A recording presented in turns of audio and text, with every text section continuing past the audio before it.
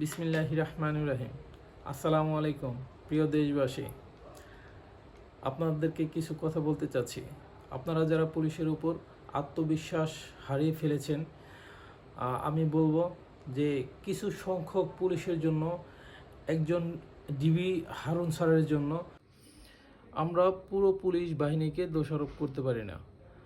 আমরা দেশ স্বাধীন করেছি, আপনারা দেখেন পুলিশ আমাদের বন্ধু, জনগণের বন্ধু। জনগণের জানমাল হেফাজত করে। আজকে যদি পুলিশ না থাকে, যে সমস্যার সম্মুখীন আমরা পড়ব সেটা কেউ সমাধান করতে পারবে না, একমাত্র পুলিশ ছাড়া।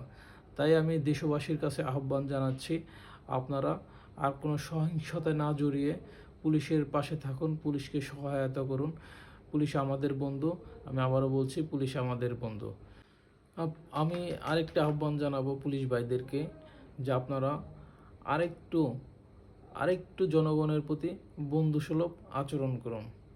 এই বলেই আমি আমার দেশবাসীর শুভকামনা করে বিদায় নিচ্ছি।